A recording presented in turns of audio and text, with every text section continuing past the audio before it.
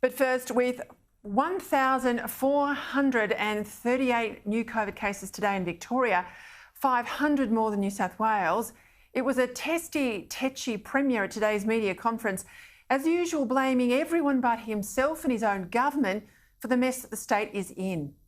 By Monday, Melbourne will officially be the world's most locked down city. Yet despite nearly 8 months now of house arrest, with the latest lockdown already into its 10th week, the COVID crisis is getting worse, not better. Notwithstanding Daniel Andrews' spin-laden boast just a few weeks back that he was the one leader in the world, he said, who'd got on top of Delta.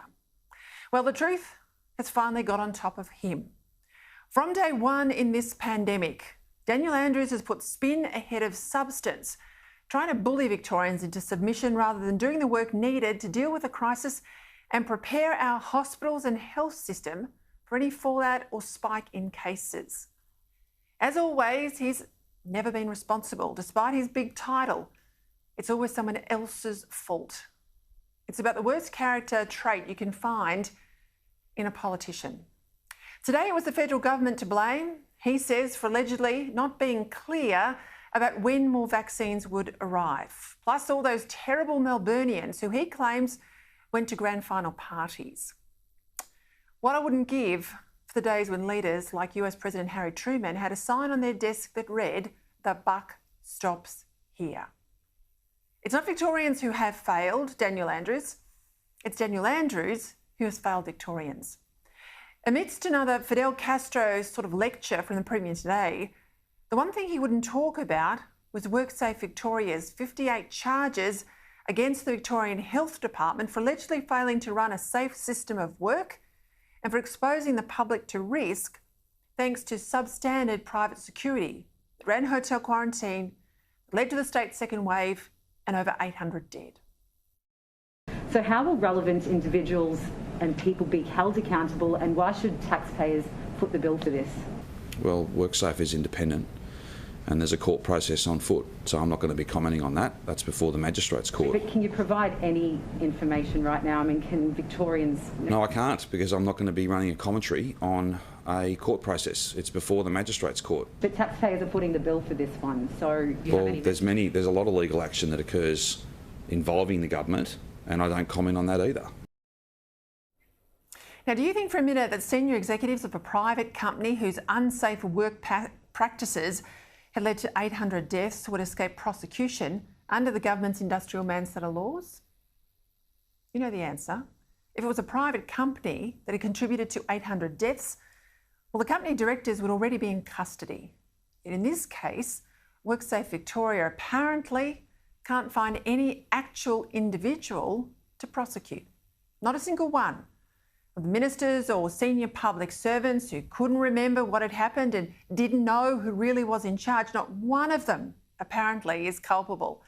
It's the department that's on trial, not any of the people who run the department, even though a department can only act through individuals, can't run itself. It's a circular argument, isn't it? It is such a farce.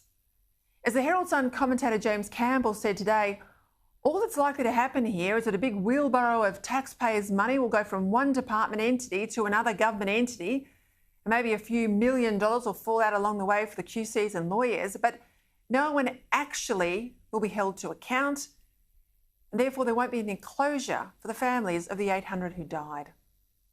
And this from a body whose chief executive on the WorkSafe website has, quote, held senior roles advising 3 Victorian premiers and as chief of staff to a cabinet minister, unquote. All of them, of course, on the Labor side of politics, but that wasn't on his website. He didn't tell you that. I have to tell you that. And whose chairman turns out to be a former union official married to a former Labor cabinet minister. As far as we know, WorkSafe Victoria hasn't referred its investigation to the Director of Public Prosecutions for possible criminal action as required under the law. And as Ken Phillips of Self-Employed Australia says, he's a bloke who made the initial complaint, WorkSafe breaches are indictable criminal offences. An organisation cannot commit a criminal act. Only people do. A gun doesn't commit murder, the person who pulled the trigger commits murder. Common sense would suggest that the Department of Health cannot commit criminal safety breaches. The people who control, direct and run the department commit the offences. So says Ken Phillips. In his original complaint, Phillips had identified 4 ministers and 16 public servants who may have breached the law. They are the people who should have been investigated or should now still be investigated. And if the authority thinks the department has broken the law, some of the people running it must be in the dock. Critically, all the powers of the court then could be used to get hold of documents and phone records and the testimony of everyone involved last year from the Premier down. Of course, the one person who's been saying for some time that she wants to be called to any investigation that's going to put her side of the story, which she insists is at odds with that of the Premier, is the former Health Minister, Jenny Mikakos. So call Mikakos. Put Mikakos in the stand as she asks. Would WorkSafe Victoria dare to call the ex-minister to give evidence in this case? The very fact that they haven't to date tells you just how rotten Victoria really is. As we know, Premier, a fish rots from the head. This isn't going to go away. Ken Phillips isn't going to go away. I'm not going to go away. Many of my colleagues in the media are now braver than they were last year. And the 800 families, they won't forget. For the I Stand With Dan hashtag, crowd, well, here's a new one. Premier, hashtag, your time is running out.